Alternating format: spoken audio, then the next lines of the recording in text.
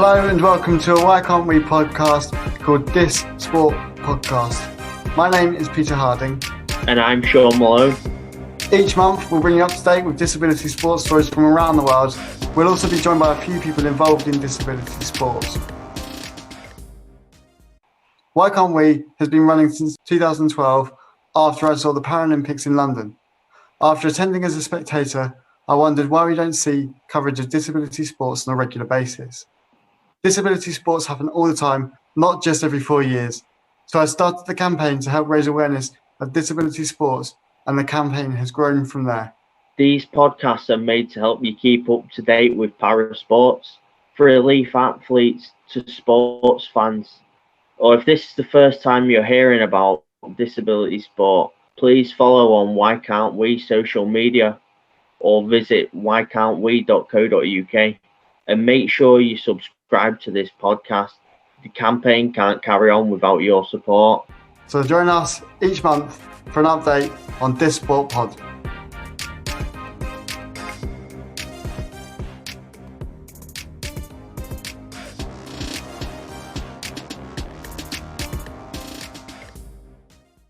So just before we get started in this podcast, I'm just going to do a small update on the disability sports news that's happened in February. Alfie Hewitt defended his Rotterdam title against Gordon Reid in an all-Brit final, winning 7-5, 6-4 in just 1 hour, 30 minutes.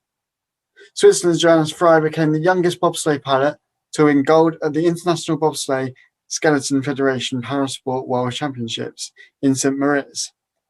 Our very own Corey Mapp finished fourth in the plan, and Corey added 2 bronze medals to his tally and finished 5th in the world ranking. Well done, Corey.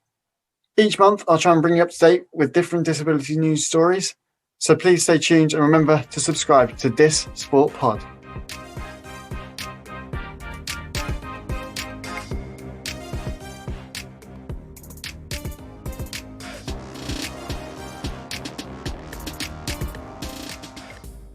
Hello and welcome to This Sport Pod with me, Peter Harding. Today we are joined by Louise Sugden and Mark Swan, ahead of the Manchester World Cup Series. Unfortunately, Sean can't be with us today, so a very happy belated birthday to him, and hopefully he'll be joining us next time on the podcast. But for now, we're just going to introduce Louise and Mark to the podcast. So welcome both. Hi. Thank you very much. How are you doing in lockdown at the moment then? Mark, we'll start with you. Lockdown life for me it's all right. I'm able to manage with it. However, there is obviously the negative aspects of it. The social life, the like training with friends that you see in the gym and stuff like that. But other than that, I'm managing all right. I've got training, everything's under control and all that sort of stuff. So although it's lockdown, I'm still managing and still carrying on. Fantastic. That's good to hear. And Louise, how about yourself? How are you doing during lockdown? Yeah, I mean, it's all very odd, isn't it? I'm still able to train 3 days a week at our centralised base in Loughborough. So I'm very lucky. That's through the elite sport exemption. And I've got a gym set up at home as well. So it hasn't impacted my training a whole lot, thankfully. It's just like Mark said, the social side of things, not being able to get out and see people. Other than going to training, I don't think I've been anywhere. But it's quite difficult at the moment, I think, for a lot of people. So if you are listening to the podcast, obviously we are all suffering, and hopefully you'll find out more about Louise and Mark throughout the podcast today, and they can tell about their stories and how they've got to where they are. So Louise, let's start with you. You started off as a wheelchair basketball player before transitioning over to powerlifting. Do you want to tell us your story of how you got, or how you did that journey? Yeah, I mean, I played wheelchair basketball for, I think, like 14 years. And I went to 2 Paralympic Games, Beijing and London. And then I got ill in 2014 and I just couldn't get my fitness back to where it needed to be to play basketball. So I thought I'll try a couple of different other sports. And I sent an email to British Weightlifting.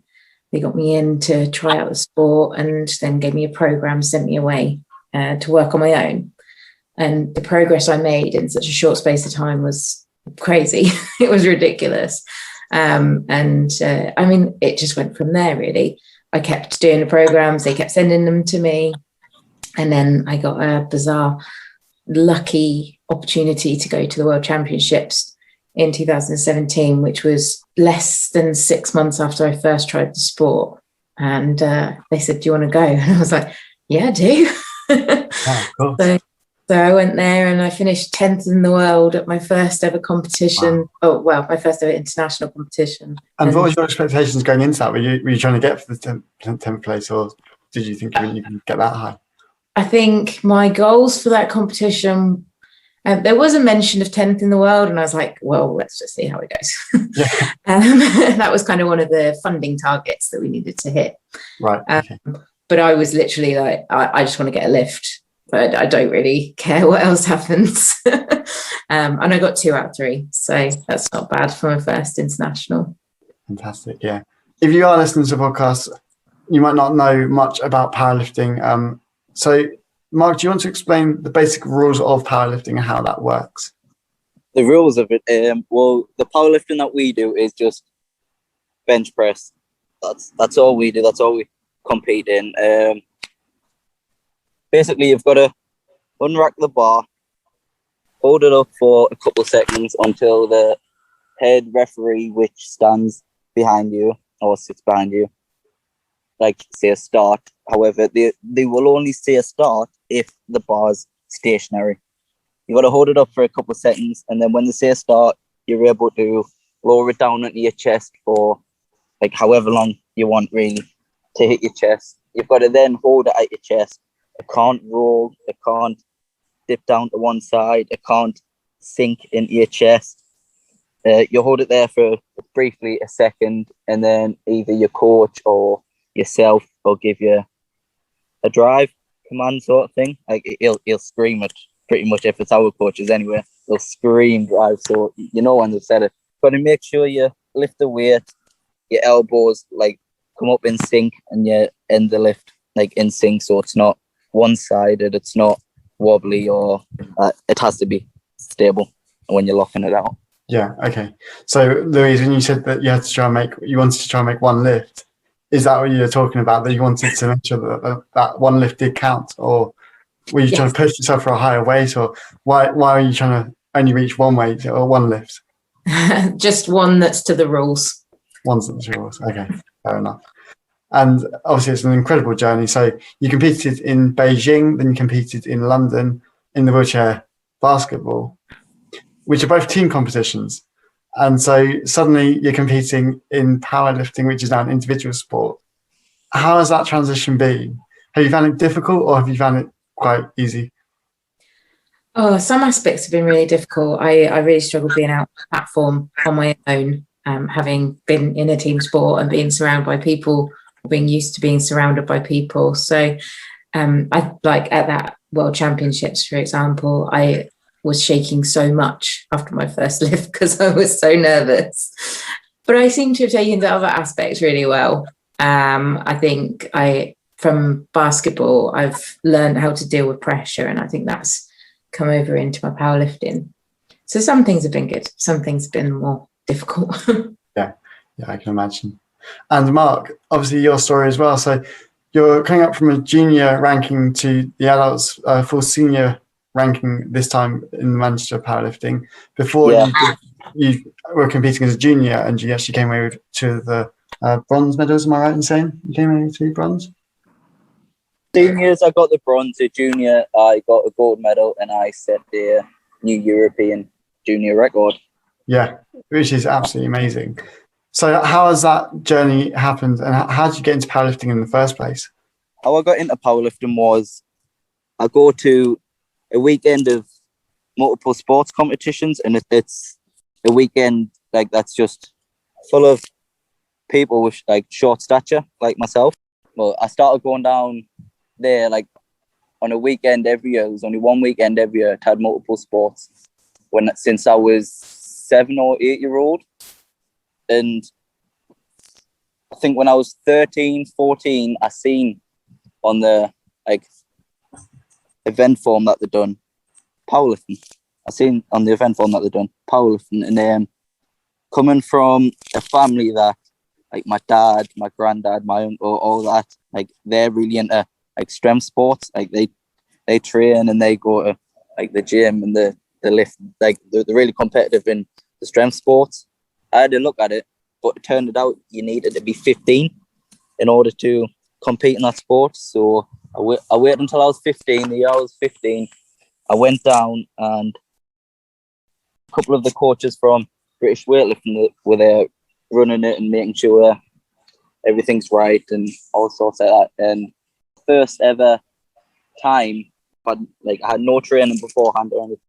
First ever lift was 70 kilos. So I thought to myself, like, whoa, I think it was a silver medal. It was a silver medal, the first ever time, even lying on a bench holding up a bar. And then ever since that, the coaches came over me, like after they started talking to me about, like, we would like for you to come down to training camp. Mm-hmm.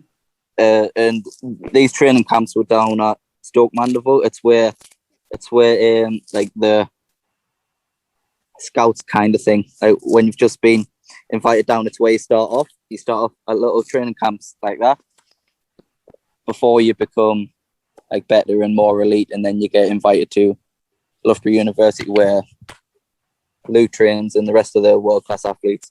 Ever since that training weekend, the first one I went down to, I went back home. I got a training program like Louise did, and it was all on my own from then. Pretty much, I was able to contact the coaches, and like whatever lifting I done, it had to be recorded, and it went straight back to the coaches, so they could like analyze it and tell you what was good about it, what was bad.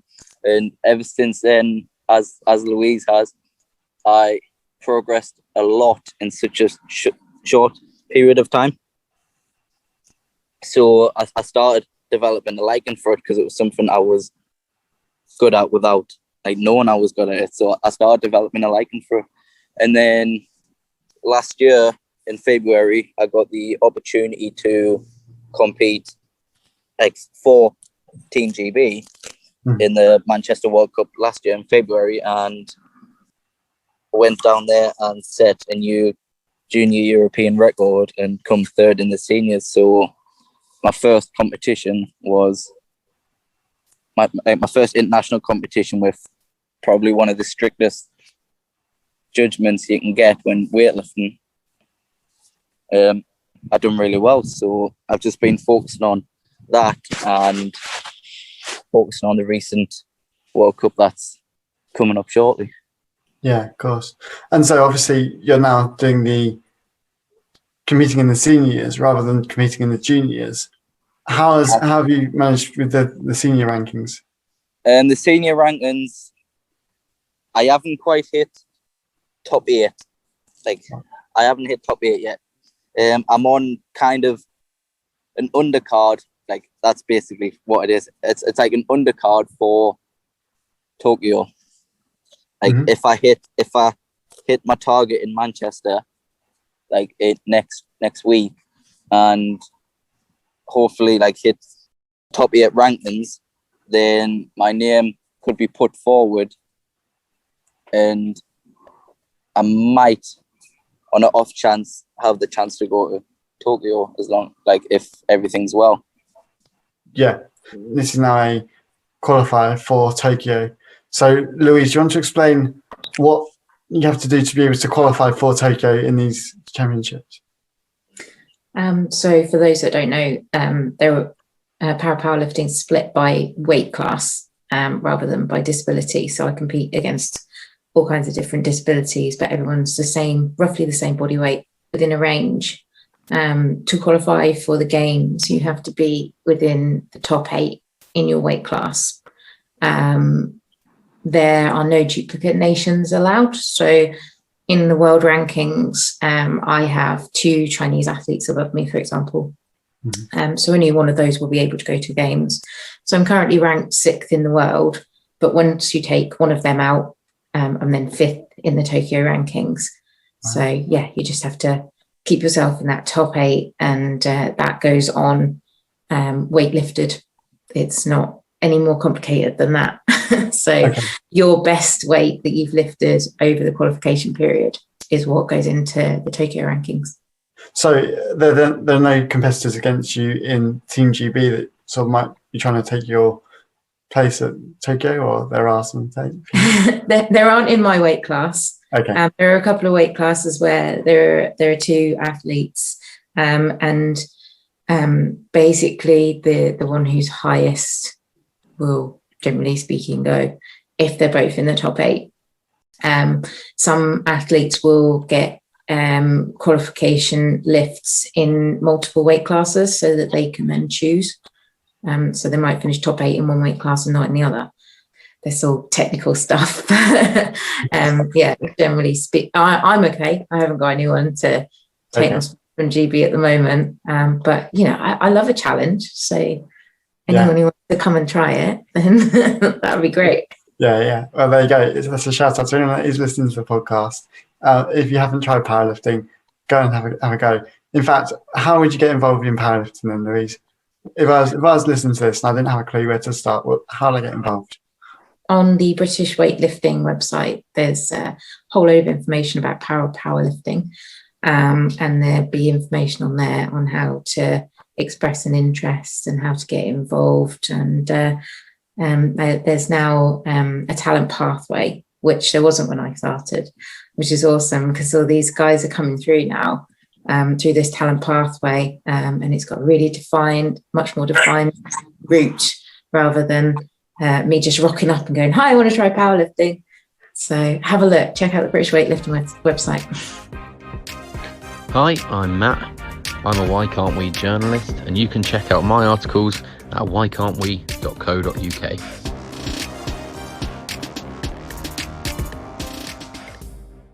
Mark, is there anyone in your category that's coming from a GB team? No, there's not anyone in my category. However, a year and a half, 2 years back, I've recently moved categories. I was in the men's under 59, and I was competing against somebody else that was on the talent pathway with me to basically earn our spot, kind of, to see who's like the best in that weight group. Yeah. However, I moved up a weight group, and I had another competitor in the same weight group as myself. However, he's stopped powerlifting, and I am the only one in my weight group now. However, I would love somebody else in it for the competition, as Louise says, because this sport is very competitive. If you're not competitive, then this sport will be a lot harder for you. You've got to have that competitiveness. You've got to have that eager to beat everybody else. Yeah, I guess that's kind of one of the things I was going to say, actually, that if I was competing in powerlifting, and it goes back to a bit of what we were saying about earlier on, Louise, with your team sports, and the encouragement from the other players saying, we need to try and achieve this goal, or we need to try and get the next point. Do you find it harder now as an individual athlete than you did with a team around you to sort of motivate yourself, or do you find it easier now?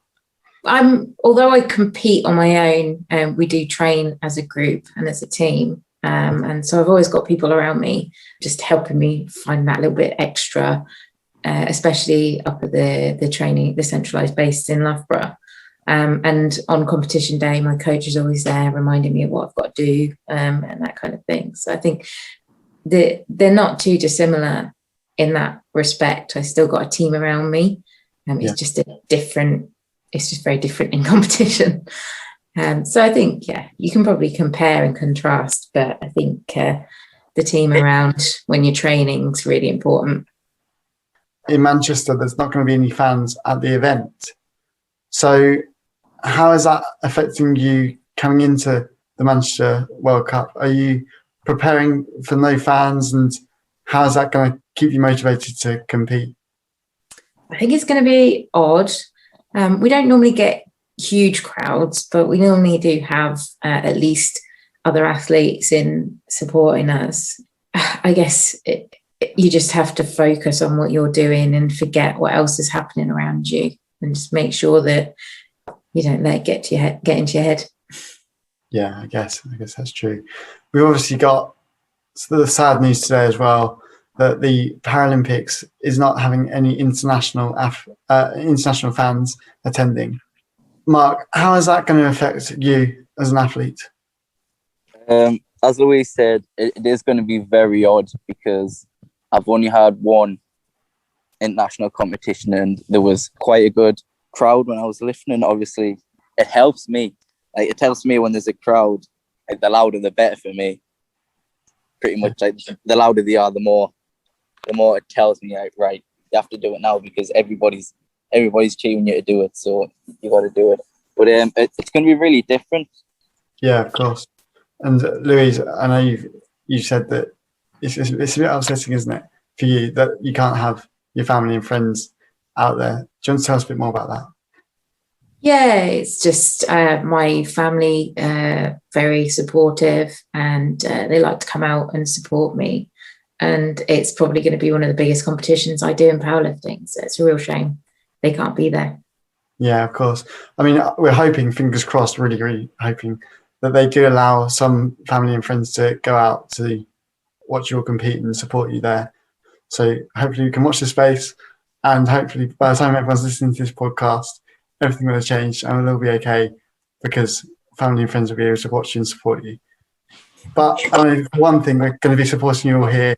In terms of your goals and looking forward to Tokyo and also looking forward to the end of this year, what targets are you setting yourself, Mark? I'm setting myself for the end of the year to keep on track with the progress that's expected of powerlifters for England. The progress we're meant to have is 15 to 20 kilos on the bar a year. However, there's obviously like different ways around that. If you're not quite hitting that, because that is quite a number. Yeah. Especially per year. However, like, it takes into consideration the year you've had. It takes into consideration like your age and because obviously the older you are, the less you're gonna Louise is looking at you funny there. Progress. No, I'm not saying less you're gonna progress. I'm gonna say slower you progress. I'm gonna say that because it happens to be that I am one of the youngest athletes, if not the youngest athlete on our team.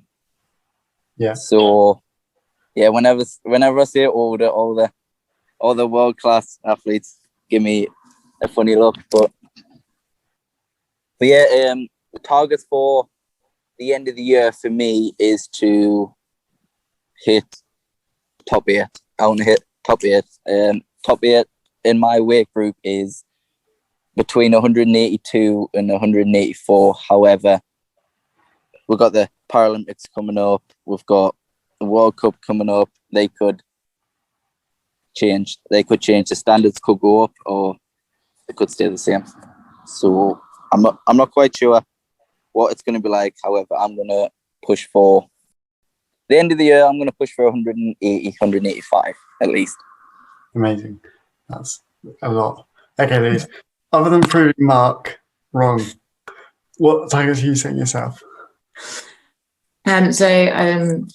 I would like, my goal for this year would be to finish, to compete at Tokyo. And I'd like to be challenging for a bronze medal out there. And then after that, we've got the World Championships. I think it's November or December. So I'd like to go there and compete there. I don't know what the standard's going to be like, especially so close to games. So that one's anyone's guess.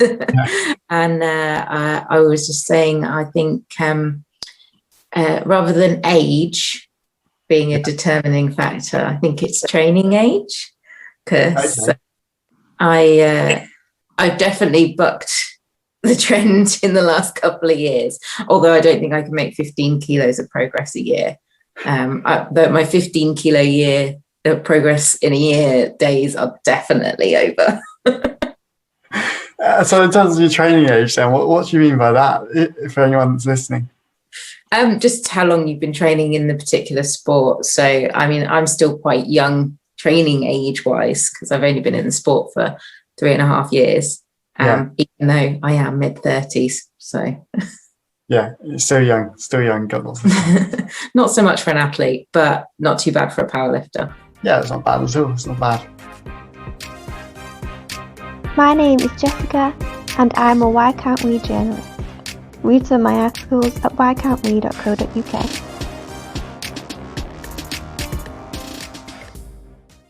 In terms of sort of future goals, so let's go further forward then, 5 years down the line, are you still hoping to continue breaking these records and try and get that gold medal eventually, or is that possibly out of sight now?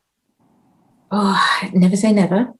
Good. The world record in my weight class is 150 kilos. Okay. So that's kind of what I have to be hitting to be getting gold medals. And what's your PB at the moment? 125. Okay, so not too far. So I'm a little way off still. I've got a bit of work to do, which is why I'm saying I'm aiming for bronze in Tokyo rather than a gold, because at this point in time, it's not very realistic. But I do want to, there's certain things I want to achieve. The most ever lifted by a British female is 136 kilos, for example. I would love to break that. The European record is 143 kilos. So there's a couple of things on my way up to world domination that I'd like to achieve. One day soon, I'm sure. Mark, obviously, you know all about world domination, breaking the European record. So tell us about how, or what are you looking to do in the next 5 years? Are you hoping to break the senior European record, or is that, again, out of reach, do you think?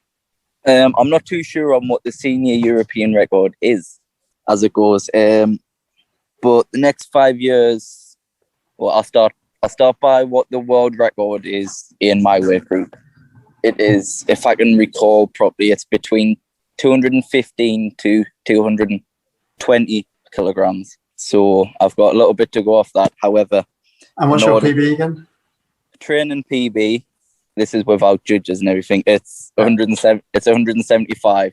But we haven't had like competitions for a year now, and in that year, that's where I've progressed strength wise. And competition PB is 160.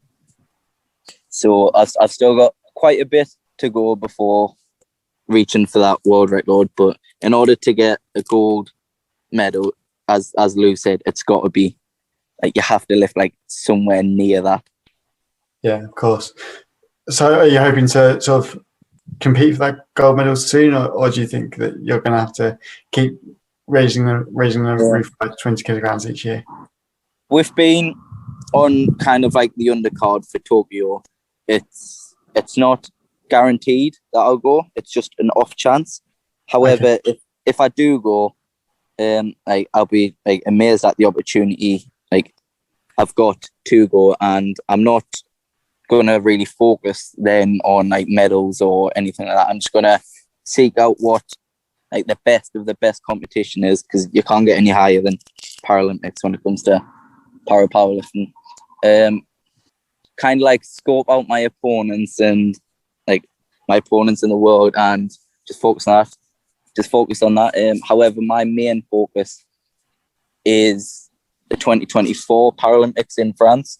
That's where I want to be at the stage where I'm pushing for medals, and just pushing for medals. And in terms of your fellow GB competitors, then who are you hoping, or do you look up to any of them as an inspiration possibly as well? But are any of them hoping to compete for the gold medals or even other medals, or are they all also trying to just break through into that next stage of their powerlifting? I'm not too sure what rankings they are in the world. Right. I'm not too sure whereabouts they are when it comes to like medal, when it comes like the weights for medals in the world. Hopefully Louise might be able to give you a better insight at that, because I'm not sure about where everybody is pushing for medal wise. So, I mean, we have a couple of people who will be challenging for medals, but it's so hard to know how the pandemic's affected every country. So it's hard to know how people are lifting at the moment. We'll get a better idea in the next couple of months through the World Cup in Manchester, and then there's another World Cup in Dubai, and there's another couple around the world in the next 2 or 3 months, and qualification closes in June. So I think by June we'll have a better idea, but at this moment in time it's really hard to say.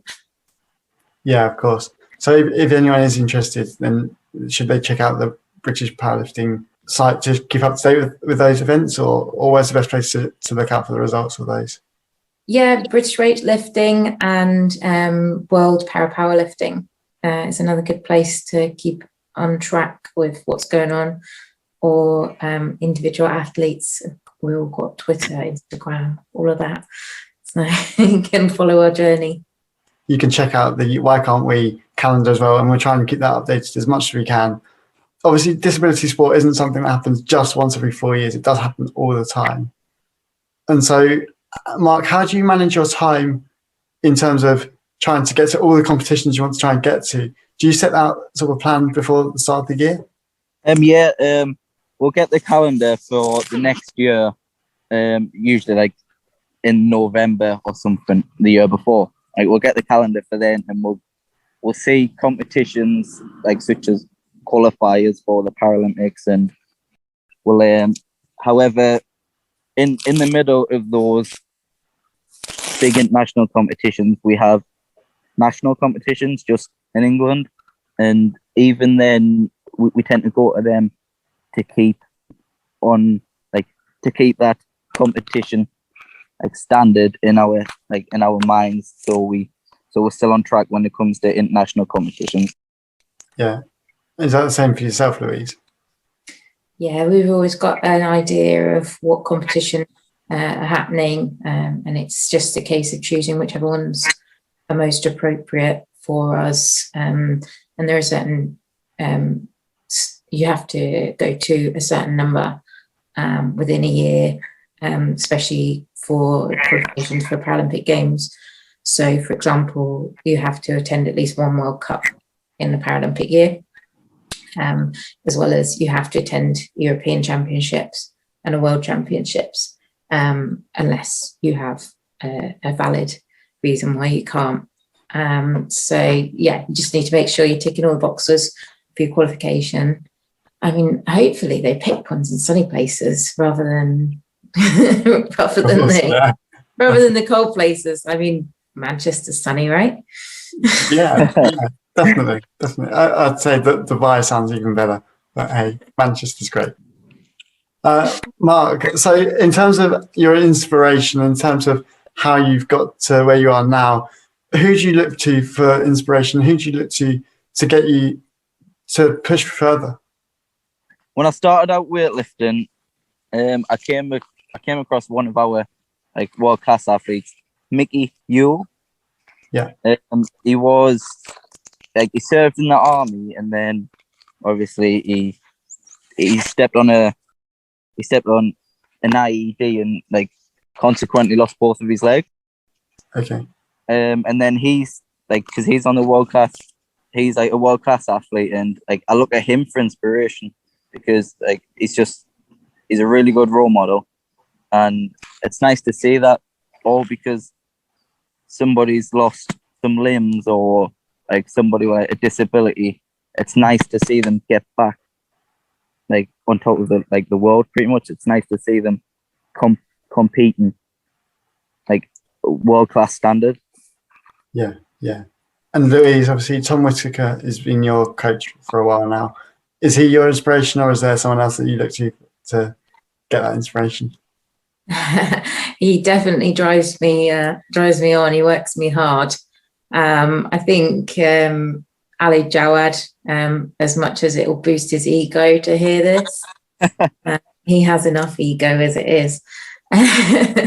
He's helped me so much in my career, and and without the support team, I mean, the whole team's incredible, the world-class program team, and I think they all kind of drive each other on, make each other work hard. give each other grief, because that's what you got to do to keep it entertaining, right? Of course. I'm sure there's a lot of banter that goes around sort of years as athletes enough for us. So I won't ask you for any details on. In terms of your competition, then, in terms of who you're looking to try and beat, are there any big names that people should know about who are looking to take those gold and silver medals, or even try and not let you get that bronze medal? I've got a couple of people in my sights that I am working to try and beat. The lady above me in the rankings that I'm trying to catch at the moment is an Egyptian lady, and I try and pronounce her name, but I don't want to get it wrong. Okay. But she's currently in bronze, and she's the one I'm tracking at the moment. Very nice. Okay. How about yourself, Mark?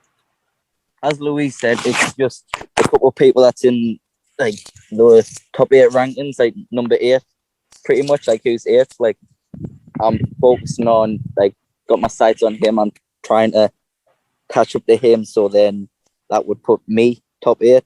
So like that would enable me to go to the Paralympic Games. So I'm just focusing on number 8 at the minute. I'm just focusing on getting into the top 8, and then I'll go by then. I'll just scout out my next opponents and work my way down, hopefully, towards like 4-3, that sort of thing. Yeah, so I'm sure that people who are listening to this now who are in the top 8 are probably scared and know that you're after them. So that's good to put the fear into them. Mark, obviously your camera isn't working today. Do you want to explain that story to us as well? Well, in my free time, like away from powerlifting, I tend to do a lot of fishing. I tend to do like a lot of fishing. Like it keeps my mind off it, and it's a really good stress reliever for me. And just the other day, I decided to go fishing, and I accidentally fell into the pond where I had my phone in my pocket, and in the result of that, getting out of the pond, it would not switch on. So I went home, I put it in rice. I put it in rice overnight, and it switched back on the next morning, thankfully. However, I'm having a lot of issues with the camera. It's very blurred. It's very like patchy, like there's a lot of dark places on it, and it's just a nightmare. It's just a nightmare. It's been causing me a lot of inconvenience. However, the audio is working, so yeah, we'll take that. It's all good that's working still. That's excellent. Yeah, so obviously you got other hobbies as well then. And Louise, we've talked about your basketball career. How about other hobbies you're doing now as well? And you're obviously not doing fishing because your laptop is working okay. Yeah, no, I'm not into fishing. I am much cooler than that, actually. I knit. I sit in front of the telly and I knit. So yeah, not really much else to tell you. I love a Netflix series. I mean, there's not that much to do, is there, at the moment? There's not a lot. It's definitely true. Knitting sounds good. So does the fishing, although not so much dropping the phone in the water. Well, thank you so much for talking to us today. And I really hope that you're going to do amazing things in Manchester. Where can people keep up to date with how you're getting on, Mark? Like my friends and family know I'm kind of like a social media person, so I will be posting the link, the live stream, on like my Facebook profile and stuff like that, so all of like my family and friends can tune in then and watch it then. But I think World Powerlifting will post it on Facebook as well, the link for all of the competitions in Manchester. For all the weight groups, there should be a link on Facebook to find every weight group. Fantastic. And how about yourself, Louise? Yeah, definitely check out World Powerlifting Facebook. And I think British Weightlifting will probably be promoting that as well through their social media.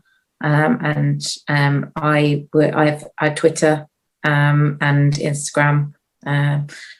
I think on Twitter I am Louise Sugden 13, which is from my basketball days. Yeah. And Instagram I'm Lulu Suggers. Very nice, fantastic. Okay, so if you are looking to keep up to date, then you know where to follow Mark and Louise on their journey. And best of luck to you both in the future as well. And thank you for joining us. Thank you. Thank you. If you enjoyed this podcast, then don't forget to subscribe wherever you get your podcasts. Join us next time on This Sport Pod. See you then.